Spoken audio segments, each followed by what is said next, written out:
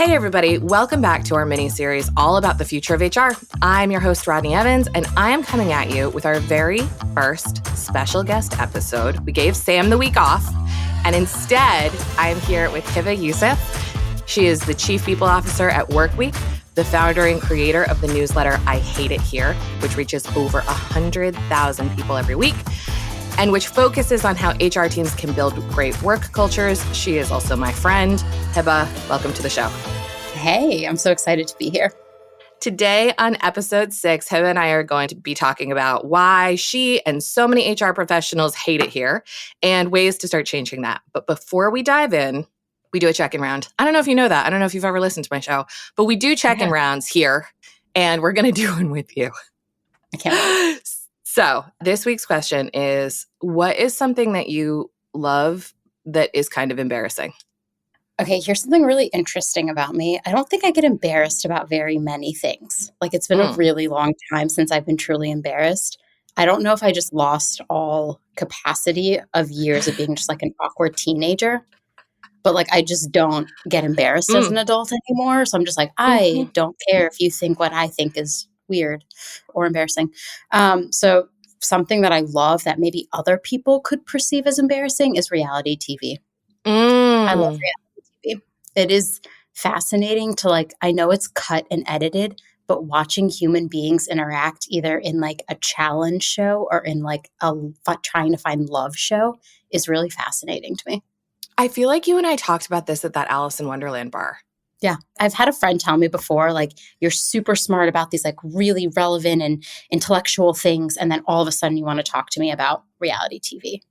And I'm like, a lot of my smartest friends love reality TV. I know think it's you're not cut, alone. but I can't help but like wonder. I like sit there and I analyze these people. I'm like, God, who hurt them? Why are they behaving like this? What's their relationship like with their mom? Are they good colleagues? Like, these are the questions I'm asking myself while watching reality TV. It is embarrassing. Spoken like an HR person, TBH. I'm not embarrassed. I love it. I mean, you and the rest of America, I think you're squarely in pop culture territory. I think I might just have passed the point in my life where I care about what people think. I'm not sure if I ever did as much as I maybe should have, but everything that I like that's embarrassing is just like lowbrow. Like, I love McDonald's. I love Miller Lite. I love Jack Johnson. And I'm just like, all right, is this reflective of my taste broadly? No. Are these a few of my favorite things? Yes, they are. And I just, I don't know. I like stuff that's a little bit corny sometimes like that. For my birthday, one of my friends got me the most adorable Miller Lite t-shirt. I love that. It's awesome. Just wear your brand proudly. You're like, I love this and I don't care. It's really fun being unapologetic about the things you love. Also, everything I've loved recently has become cool. And I've never been more annoyed in my life. Like, I have been reading fantasy romance for like years. And now because of TikTok, which good things and bad things have come from that, now everyone's reading and it's suddenly cool to be a reader. And I'm like, I'm over here having been called a dork most of my life for like loving the things I love. And now I'm cool. Right. Like, I had a moment where I was like, am I it? Did I make it? You're like, I was here first. I was here first, nerds. I'm the OG hipster of this. I liked it before it was cool, okay? That is spoken like a middle-aged person. Okay. I know I've reached the age where when teenagers are like, have you heard of Bob Dylan? I'm like, shut up. You shut up. You don't get to talk about this. Which is like exactly how my parents felt. You know what I mean? It's just, I thought I would be cooler than them, but no. Okay. Let's talk about HR stuff because otherwise we'll just do this for another 40 minutes, I suspect. So you have this wildly successful newsletter called I Hate It Here, which is the funniest title for a newsletter. Also, people subscribe. Also, the graphic looks like a ransom note, which really made me laugh and I think is why I hit subscribe. I was just like, I appreciate this. So how did that newsletter come to be a thing? And also, how did you choose the ransom note font? The ransom note font, that's a good story too. So it's a two-parter. I never thought about being a content creator. I was always afraid of like what I would say if I was given a platform to say it, because I think I have a lot of bold thoughts about HR and what we could be doing better. And so when I went to work at Workweek, I had met our founders, Adam and Becca, and in one call that was supposed to be 15 minutes, it lasted an hour and 45 minutes on a random Friday. And it was supposed to just be like a check-in to see how they were doing as they were building their startup. And it ended with them telling me, we want you to come work at Workweek, but we also want you to write a newsletter about HR. And I Mm. remember hanging up the call being like, those two do not know what they just offered me. Like, do they know? I mean, on the call though with them, I did pitch them. They were like, what are your thoughts about things in HR? And I told them like 3 things off the bat that I thought like all HR people should be thinking about or talking about. And they were like, wow, this is wonderful. Like, just write a newsletter the way you talk about HR, and we think it'll really resonate with people. And Mhm. so after much back and forth and honestly a lot of doubt from me, I called one of my oldest friends and I said, they want me to write a newsletter. Do you think I should do this? And she was like, your childhood dream was to be a writer. You did not let a day go Mm. by where you didn't remind me that you wanted to be a writer.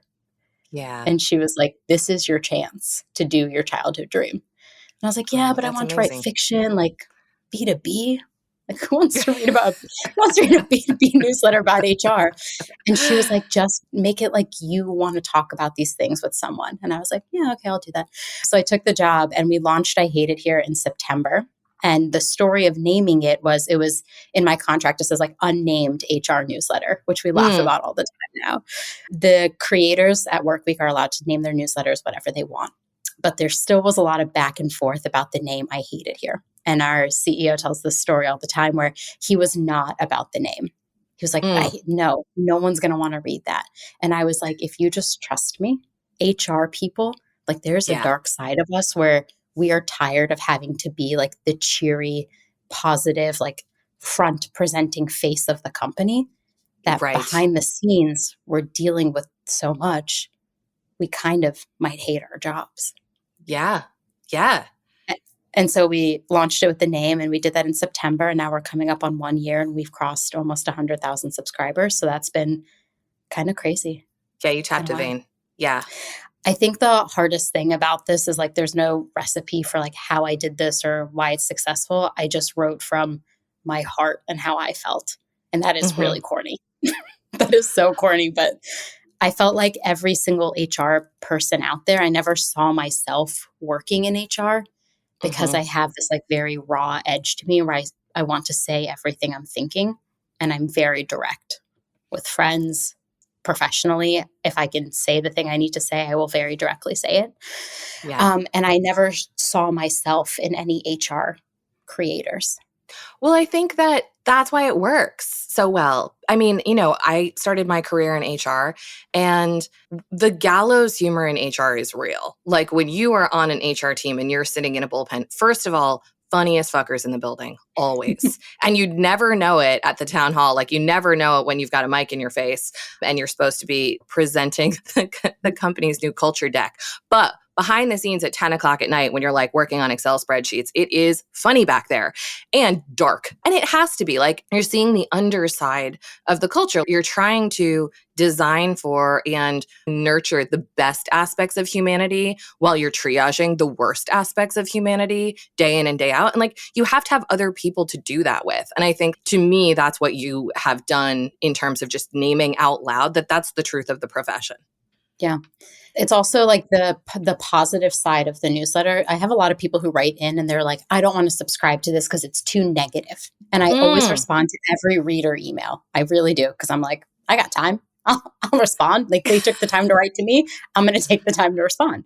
And I usually respond with, the name was born from like something I felt about work, but it's also a lot of HR people's deepest fear that their Hmm. employees are feeling that way. Yes, And absolutely. so the newsletter doesn't just like rag on everything. It says, here's something that's like really wrong. Here's how it's impacting your people. And here's what Yeah. you HR can do so that your employees never end the day thinking, I hate it here.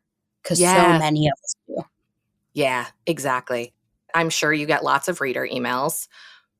What aspects of the newsletter, or maybe even what particular issues do you think have resonated the most with your community? I think the fact that I always put tips for HR people on like what to do. And then every Mm, now and then I always include a self-care section that's like, here's how to take care of yourself while doing this in HR.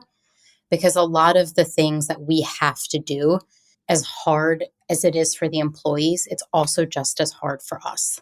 Like, we mhm. don't want to lay off people. We also understand how hard it is when someone's terminated, what it Yep. means on their livelihood.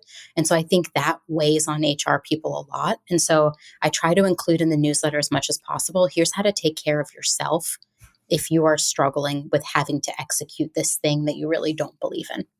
Yeah. So I get a lot of emails That about execute the thing you don't believe in. We've obviously, as you know, been doing a ton of research and publishing and work in HR orgs and spaces in the last 6 months or so. And one of the things I want to talk to you about was burnout. I think there are lots of reasons that HR people are burnt out, but I think two of them are in what you just said. One of which is nobody takes care of HR while HR is meant to take care of the org. And two is HR is meant to follow through on stuff that they didn't decide, don't necessarily agree with, and in some cases runs counter to their own morals or beliefs. And I think that lack of, frankly, agency in the role is a really significant cause of burnout. I mean, all of the research on burnout says that the counter to burnout isn't rest, it's meaning and agency. So I'm interested in just like sort of hearing from you, how does that land in terms of what you see and sense? And also, like, what should be done about that? Because that's not great and that's not going to work in the long term. No, it's kind of the uncomfortable truth that I think a lot of HR people inherently know. But when we Mm, start putting words out there more about it, it's difficult because HR people aren't going to say, well, it sucks here because the founders are terrible or because these right. executives are awful. Like, we Right. can't say that. Like, it's the company that employs us, right? But Right. the reality is, if a company environment is not great, I would say look to the leaders and look to the founders about the behaviors that they are exhibiting, because that is Mm, probably what is causing all of it. But mm, HR people can't say that. I can't publicly say, hey, you hate this. Well, it's because of the founder of this company. hmm. But that's the reality. Yeah. And so, what can be done about it is like HR people, I think, also are burning out because we realize that we can't control everything. But at the same time, we are most frequently blamed for everything. Right. Right. And I almost wish like I could shake employees and be like, hey, if you hate it here, it's not my fault. It's Right. actually somebody else's fault. Like, I'm doing my best behind closed doors to like fight the battles, get you the benefits you want, get you those like market rate salaries. I'm fighting all those battles. And ultimately, I don't even get to decide. And Hmm. so in last week's newsletter, I wrote a note where I said, or a line that said, until HR people run their own companies, like, our hands are tied. Hmm. Until we are the founders and the CEOs, we have to honestly like bend to the will of someone else. Hmm. I wonder in some of those, because I have been there, where it's like you're in the room with the CEO screaming at each other. And then 5 minutes later, you're in front of the employees being like, so here's the decision that we came to. Right? It's like, Right? we didn't agree. We agreed to disagree. And now I have to say the thing that actually he chose. Um, I wonder how much that has to do with transparency, because I know that at least at the Ready, and we don't have a formal HR role. I doubt we ever will. And we're small, obviously things change at scale. We're less than 50 people. But I think one of the things that helps a lot is like, there's just not really any decision that is made at the Ready that isn't explained fully to people. So it's not like I don't represent someone else's opinion ever. And no one else ever represents my opinion as someone who holds formal authority. And so when it's like, well, I don't like that this benefit was changed. Why is that? It's like, okay, well, let's have a look at the P&L. Here's what's going on. Here were the options that we considered. Here were the four possible scenarios. Here's why we picked this one. What do you think? And generally, the answer is like, well, that makes sense. And so I wonder like how much daylight could be a disinfectant with HR, because I do see a lot of that backroom negotiation with the CEO and then having to message it to the employees as being a big part of the problem. Yeah. I mean, we're just the messenger sometimes too, right? Like, Yeah. I think one of the hardest parts about doing this job is sometimes it's at odds so much with your own values that when you become the messenger of something, but it's not something that is aligned with your values, it almost like eats away at your soul. Yeah. Not to get like existential, No, it's but like true. sometimes That's why I that's how it left. feels. Yeah. It's quite interesting. It's quite interesting. I think transparency is hard for a lot of people too, especially founders and leaders, because they worry about how it's going to reflect on them. Yeah. And my caveat, my the counter to that is always like, how is this going to reflect for your employees? Is it's more about like making them feel secure and that they understand things than it is about making you look like the good guy. Right. Right. And knowing that like people are going to tell their own stories. So I would rather just have the conversation in public than make the declaration and just hope that people interpret it the way that I want them to. Then they probably won't. You have to tell They people things like won't. 7 times, 5 to 7 times is the number. Yeah. Exactly. Exactly. So you're the first chief people officer I've had on the show.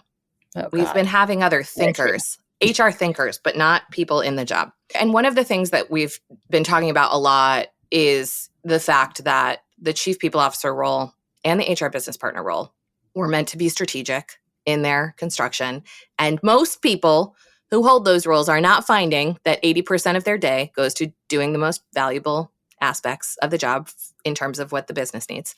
How is that for you? How much of your job is like strategic versus like reacting, keeping the lights on, et cetera? And also, you talk to 1 gajillion other HR people. What do you think it's like out there? I think in an ideal world, your HR leader gets to be the most strategic person. In Mm, reality, things are changing so rapidly day to day that oftentimes we are thrown into things and we are forced to be reactive. hmm. It's a delicate balance line. Like there are weeks where I'm like, wow, I just get to dream this week. And there are other weeks where I'm like, I am in the thick of it. Like Yeah. back to back meetings, lots of conversations, many moving pieces. It is really hard. Also, a lot of HR teams honestly are understaffed. Hmm. And so we're the last to be given resources. And so a lot of times your leadership in people and HR end up executing more work than they want to because their team is so understaffed. Hmm. Yeah. So, how do you coach people to make time for what's important? Because I think that, going back to the beginning of this conversation where it's like HR is likely to get blamed for stuff when it goes wrong. And also, I mean, how many times have you heard from CEOs like HR doesn't create value in my organization or whatever? And it's like, Yeah. in order to do that, there has to be time and space and skill to do that. How do you tell people, or maybe how do you tell yourself to make the time to deliver stuff that is really impactful to the company and not just get swept away in filling potholes? Yeah, I've gotten better at, I'm trying to work on this lifelong goal of mine to say no to more things. Hmm. And I think where I am lucky is that my founders also have been encouraging me to do the same. They Mm, don't want me like executing day-to-day work. They want my brain power on how this work impacts our company, our industry, our standing. Like that's what they want to hear my thoughts on more than they want to hear, hey, I went and had that tough conversation and had to do that thing. hmm. So I think like having founders that also advocate for you having the time to really use your strategic brain, also founders that believe that HR is a strategic component of the company are the Yeah. best type of founders and leaders you could work with. There are CEOs that do not believe HR is valuable. And I think those leaders are going to be more likely to want you in the day to day, throwing you everything. And there are other leaders that know that HR, culture, people, employee engagement, all of that really impacts the success of the company. Hmm. And they're going to want you to do more strategic work. So finding the people that believe that you are that thinker in the room who can help guide the company correctly is going to be really important. I think it's such an important point because it's like if your peers on the leadership team or your boss as the CEO doesn't already think of the function as being strategically important, you can see how it naturally follows that it's like, well, let's just fill up her plate so that like we're getting something for our investment, even if what we're getting is just busyness. And so I think it's an interesting unlock to be like, that has to be the starting condition, is that we believe that this is important. Otherwise, the rest of the design is going to like fall out from there. And the rest of the design is going to be like, let's get return on this investment that is just going to look like tactical and busy and operational and not that interesting. Yeah. And one of my strengths is my number one strength is actually strategic. If you've ever taken the Gallup Strength Finders, it ends up being my number one strength. It's been my number one strength for the last like 5-ish years. And so I'm also really honest when I work with executives about who I am. And so I say, like, if you want somebody who's going to think about the big ideas, how this impacts macro trends within like your environment, what you need to do for your people, who's good at building like long-term quarter over quarter strategy, I'm your person. If you want someone who is going to be in the day-to-day executing things, it's not me. It's not my strength. I'm not an executor. I lead with influencing strengths. I want to talk to people, help them understand how they can be better leaders, and then execute like long-term strategy. And so I think part of it is also coming to the table and saying, like, here's what I'm really good at. I'd rather we use that than put me on something that I'm actually not that good at. And then I only can do like average type of work versus extraordinary type of work when I'm really good at something. Well, and even that, I think, is a big flip for a lot of HR people. You know, I do see HR leaders a lot of times in organizations that have a bit of like the martyrdom complex. That's like, I'm just here to do what people need and I'm just here to help and care for and whatever.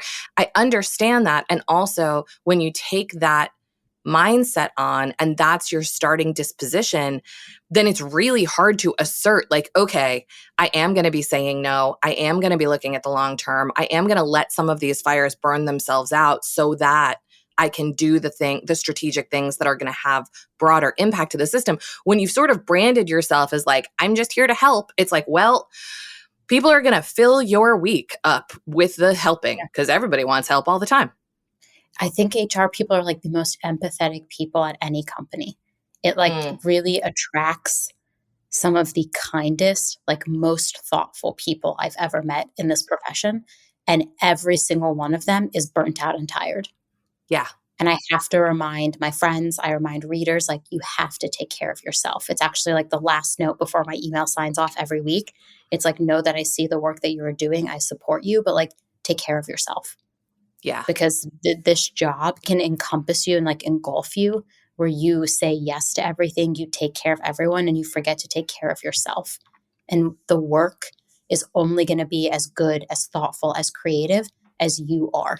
And if you're taking care of everyone, how are you going to be creative and build for the future of HR? Yeah. It's impossible. I totally agree. And to just be like a little bit spicy, it's like everybody behaves the way they behave because they are also getting something out of it. Mm-hmm. I often have these conversations with folks where they're like, I want to be strategic. That's what I signed up for, et cetera, et cetera. And I'm just snowed under and, you know, being the helper of the organization, being the empath, being the ear, being the shoulder, being the whatever. What are they getting from doing that? Because they are getting something out of it, or they wouldn't keep doing it all the time till they're totally burnt crisp. Yeah, we like to feel needed. What, right? Isn't that like the Maslow hierarchy of needs? Like, don't It's we right need to in feel there. needed at some point? Is that in It's there? I don't know. belonging. I always forget. Yeah, Like we belonging's in there. want to feel, and HR so often. So this is like such a good point. Ooh, I love this. We might take a tangent for a second, but Go for it. we like need to feel needed.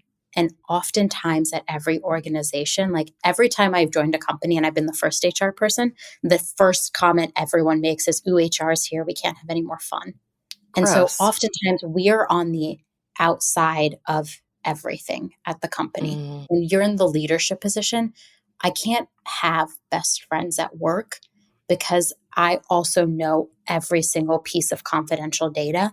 And I cannot show that I prefer one leader over another, that I'm closer to one leader over this person, that I like this employee more than this employee. Like, we have to keep everyone at arm's length almost in every company. And so I think we give ourselves more to every company because we want to feel needed and like we belong. And Mm. we don't get to a lot of times. It's so lonely in this job to like not get to tell people, like some days I want to tell people like, leave me the fuck alone. Like, Yeah. do not today. I'm not in the mood for you. Like, get out of here. But like, I can't do that. And sometimes I want to show up and be like goofy and talk about like my personal shit. And I don't get to do that. I That's just don't. so interesting. I think you're the first HR person who's ever said that to me. Have you always been like that? Like, have you always had this, like, I need to stay arm's length and not play favorites, et cetera, et cetera? Because, like, I'll tell you, I was young when I was in HR. I was younger than you. I was a long time ago, and I definitely had best friends and played favorites. So that's like interesting, and I'm curious if you've always known that or how you got to this point. My first few jobs in HR, no. I feel like I was like the fun. I want to have fun, learn all about Yeah. me. Let's hang out on the weekend. Let's go to brunch. And then I think there became a shift where like I became really cognizant of how my actions were being viewed. And Mm. I hated it. Like I really hate like rules and putting people in boxes and like making people behave a certain way. I just don't like it. But I also became cognizant of, is my behavior being looked at, and then people determining if I'm qualified or eligible to do my job. Eligible is probably not right. Interesting. Qualified to do my job. And you want people in HR to trust you so much and to trust your judgment and your character, because a lot of the things they tell you and the decisions you make are being scrutinized through such an intense lens. And I Mm. kind of had this switch when I took on more leadership roles where I did become a bit more buttoned up. Like I still get feedback all the time that like, you're the realest HR person we've ever worked with. I'm a little bit more buttoned up. Like I'm not like going out and partying with our staff or employees at Workweek. And they were like, why don't you like want to cut loose and hang out with us? And I'm like, I want to, but I Mhm. also need you to trust my judgment every day. And if I Mhm. do, are you still going to be able to trust my judgment? Mhm. And they were like, yeah, absolutely. And I was like, wrong. Our unconscious bias does not work like that. Unconsciously, you're going to be thinking like, does she prefer this person over that person? Is this the way she makes decisions so flippantly? So I started to just try to create some distance so that people could still trust that I was as impartial as possible when doing my job. So interesting. I feel like we have like already highlighted two ways in which this role is just like designed for misery. The like not actually having authority over the water you have to carry, the decisions that get made, and Yeah. the like desperate desire of empaths to feel connected, but having to intentionally stay somewhat distant in order to maintain the kind of relationships that you want to have. Yeah. And there are people that will possibly tell you that that's wrong and I shouldn't have to behave that way. I have just found being a woman, I think in the workplace is also kind of hard, and not identifying as white is also kind of difficult. Like there's all of these things in society that make us look at our behaviors and the lens through which we view how we behave and like what standard we have to behave to. Mhm. And I think our perspective and our lived experience impacts how we behave. And so ultimately in Of the course. workplace, I felt as a woman and as a person of color, like I couldn't behave that way. I was being held to a different standard. And that might just be my experience in life coloring my perspective. And for me in this role, it's important for me to be viewed as a leader and someone respected. And with that, I felt like I had to almost create that distance. I And I mean, wish it's that wasn't very the case. understandable. Of course. Of course. You wish that you could also be like, shaking up a champagne bottle and corking it into the ceiling. But I totally take your point. I understand. And it's like, the strike against you is going to be different than the strike against the white male leader. So different. This is also a tangent, but the Barbie movie shook me to the core. I'm It going didn't shake me. tonight. Oh my God. There's this one scene when you get there. I think you'll remember this moment, but it's just like a monologue about how women have to behave a certain Mm. way. And this job in HR, I think I can confidently say, sorry to every other executive out there, this is the hardest job at any company. Mm, It just is, without a doubt. The amount of things that are thrown at us every day, the perspective which we have to approach things, the empathy, the care we give to the employees, all the different levels that we're dealing with, and like managers, executives, employees, all their issues, everything we're seeing. And I think this job feels almost impossible at times. And then you add in our identity and the things that we are dealing with in life and in the workplace, and how the workplace often mimics society. So of course. society's problems become your workplace problems. Mhm. It's just so much. And so It there's a is. scene in the Barbie movie that like really killed me, because I was like, oh, I feel it in my soul. I can't wait. I'll obviously Slack you tomorrow about it. I can't wait. I can't It's wait. gonna be great. One of the things I wanted to talk to you about is the like CEO CPO relationship or founder CPO relationship. Because talk about like the keeper of the secrets. When I have been an HR leader, whoever the business leader was, whether they were like the head of a function at a bank or a CEO in a smaller company, I was the one. Like I was the one who knew about the divorce and the infidelity and the fraud and the worry about making the quarter and the issues with the co-founder. And you're like the consigliere. And then also you're supposed to be helping them to design a workplace well, and you're supposed to be representing the voice of the employee population and like have a beat on what's happening in the organizational culture and be the censor who comes to the CEO and is like, here is strategically where we're headed. I think that's a really tricky polarity to manage, or at least it Mhm. was for me. um and I'm curious sort of like how you've experienced that or what you hear. I think that relationship between the CPO and the CEO is one of the most crucial ones to get right, but it is one of the hardest relationships, because if you are doing your job correctly as a CPO, you are holding the CEO very accountable. And that accountability looks like telling them uncomfortable things about their behavior, calling out their unconscious bias, almost reprimanding them about the things that they may do that they're not supposed to do. And Mhm, so that relationship can be very tense. And so getting it right from the start and starting on the relationship by saying, like, what do we want to get out of working together is super important. And mhm, so, like, I have that conversation quite regularly with our CEO. Like, please don't be mad at me is something I'll say to him sometimes. And he's always like, stop saying that. Like, you don't need to clarify. And I'm like, in the past, I've been burned by this relationship. And so I mhm, came into my current one really trying to work on how do we trust each other and understand that if we are questioning what the other person is doing, it comes from a place of good and not bad. mhm, And so I think building that trust from the very beginning is what makes that relationship successful. And ultimately, like, that person needs to trust you, trust your judgment, and trust your expertise for you to be successful as a CPO. yeah. And also, it's like without trust in the things that you just said, you are not going to have the credibility to challenge their behavior or mindset. It's no different being an external consultant who has those kinds of conversations. If the project sponsor who's on the C team doesn't think I know what I'm talking about, then when I Yeah. say, here's my thoughts on your compensation structure, or here's my thoughts on your org structure, or here's my thoughts on how you're creating your strategy, he's going to be like, fascinating. Let's move along. It's like if you don't have that level of trust, you're not going to have that level of credibility that you need to actually make change, which is fundamental to this role. The CPO role is the keeper of the evolution of the organization. And Yeah. everything that you're describing is like all of the nudging of the employees and the executives, but also of all of the conditions, the policies, the rules, the roles, et cetera, that create culture, from which culture emerges. And that's a big task. They have to believe in your vision too. If you are like a progressive HR person, I feel like that's a bad way to describe it, but if you're like a progressive HR person and your CEO is not, bridging that gap is going to be near impossible.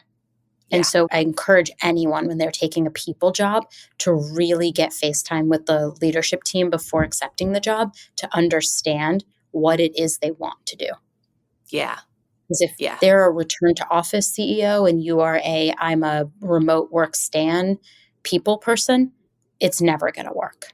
Yep.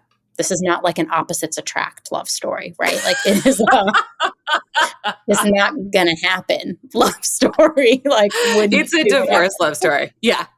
So, the first time we met, I talked to you about mission-based teaming and how I think that HR should sort of be at the center of mission-based teams, bringing cross-functional groups together to get the most important work done. You got it immediately. It took 10 seconds and you were like, yeah, sure. So first of all, we've talked a bunch about that on prior episodes of this podcast that will be out by the time this conversation airs.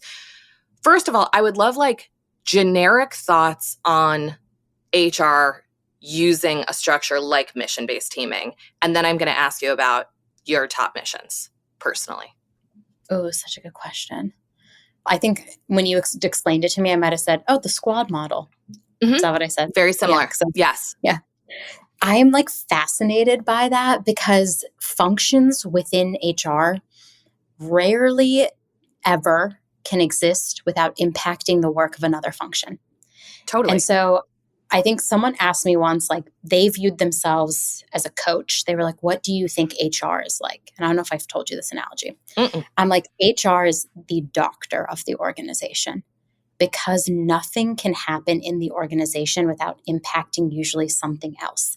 And so a lot of HR people, and I've started to think of myself this as like a doctor, you're diagnosing the problem and why it's happening and what are the symptoms of the problem. So when you talk about mission-based teams, it really resonated with me because nothing we build within one function doesn't impact so many other things.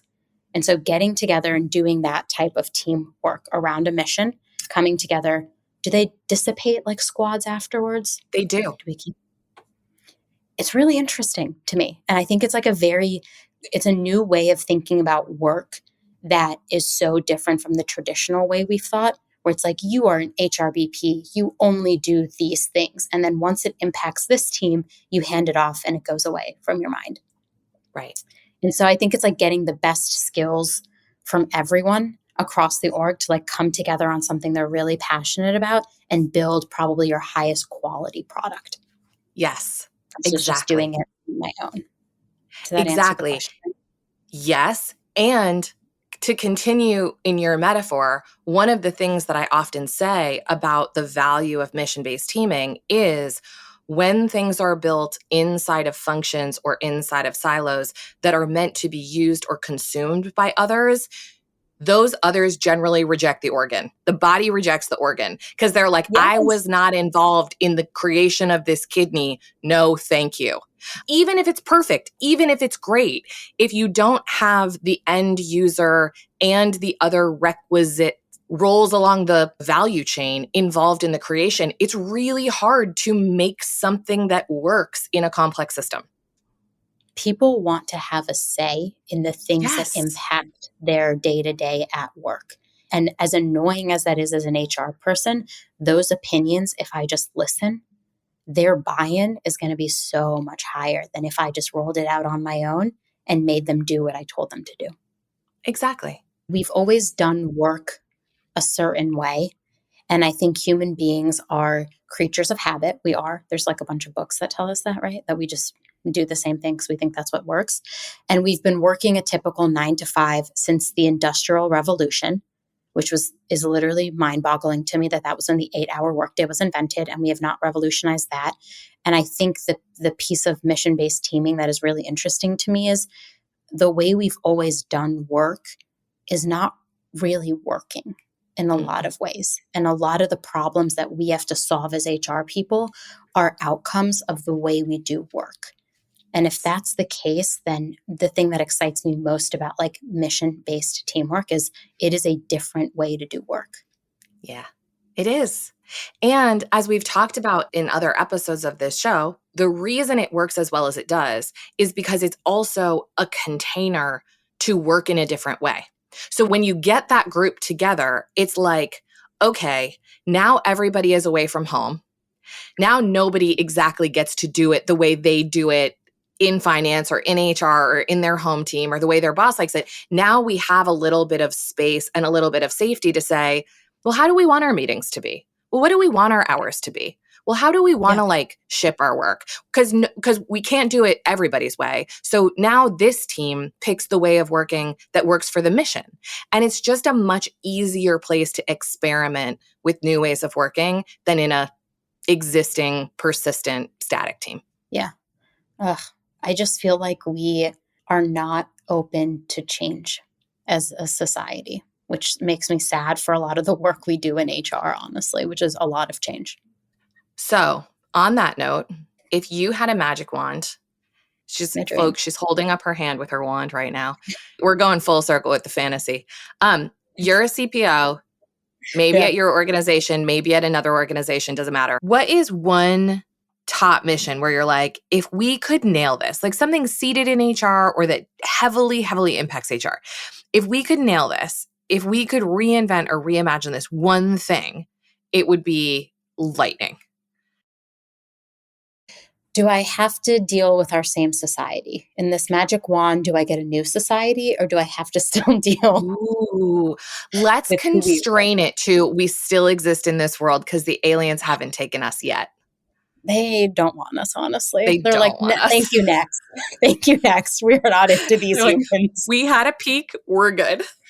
Yeah, they're not what we're looking for, honestly. No. Bye. If I could wave my magic wand, this is so hard because I think like performance management and feedback are intertwined. That would be it for me. Like, I think performance management is so broken. It was like one of my earliest newsletters that I wrote. It ended up on Hacker News, which scared the shit out of me because I was like, oh my God, these people are going to hate me. And everyone was like, wait, what she's saying is right. And I was like, yes, thank you. I think performance management is broken. It's not safe for the employees. You're not actually getting good feedback. Most companies do them once or twice a year, which is really not relevant for performance. I hate this concept of viewing performance as a moment in time measure, whereas performance varies day over day. Mm-hmm. And so there's no system right now that exists that really captures that day over day performance. And I don't really know if I want there to be a system that does that because that almost feels like weird and you're tracking the employees in a way that I don't love. But I just think it's very broken and it's not safe. Oftentimes it's rooted in so much bias. Who gets promoted? Who gets the salary increase? Who is celebrated? And it is really frustrating to be an HR person and to have to tell leaders, like, why are you promoting this person? Talk to me about their achievements. Actually, this other person on your team has achieved more. Why aren't you considering them? Mm-hmm. I just don't think there's a good system out there. I think a lot of people are thinking about how this changes and revolutionizes. And part of it is how we give feedback. And again, that's the reason I asked is if I get a new society is because a lot of our feedback is bias, right? And so it's training leaders and managers to filter their feedback through a lens of where is this feedback actually coming from? Mm-hmm. And statistically speaking, they've shown that like women get more feedback about their personality and men get more feedback about their achievements, which is bullshit. And so we all know that data. And don't even get me started on AI and people being like, but AI could help us write non-biased performance reviews. It's like, no. No, AI comes from the internet. So that's where bias lives. That. Yeah, exactly. Yeah. So if that's one magic wand, if I could wave, and I think if I had all the time in the world to think about it and dream about it, maybe I could come up with something a little better. But I think it would take years of like innovating it every single time to actually get to an ideal state for performance management. So that's your top mission. It seems to be everybody's. Here's my super hot take on performance management and feedback. It's two takes rolled into one. One is there isn't a better system. Just get rid of it to start. Just get rid of it to start. In a third of cases, statistically, it makes performance worse just going through. So you're not making anything better. You're just making it worse. So just get rid of it to start. And then like, if you're an org designer, get rid of it. And then for a year, listen to what's missing in the system. Listen to what the need really is, whether it's about feedback, whether it's about metrics, whether it's about job crafting, whatever. Like notice what ripping that thing out that is supposed to do a lot of jobs and actually does no jobs, like leaves behind. And the Yeah. second piece is, this is a rant for another day, but I think in capitalist America, late stage capitalist America, people derive so much meaning and so much identity from work. The requirement for belonging and the constant assessing of whether I am in or in danger of being out, and the fact that our literal healthcare is based on whether we stay in or out, makes having a system that tells us whether we're likely to get bounced out really dangerous. It's like there is no incentive or motivation for me as an individual to come to you as my manager and have an honest conversation about how I'm doing. Every single incentive nudges me to just sell Hebba on why not to bounce me out of this place that is deeply meaningful for me and which I rely on for my survival. So it's like you can't have all of that exist together and have it be designed well. You have to start to disaggregate those pieces. Yeah.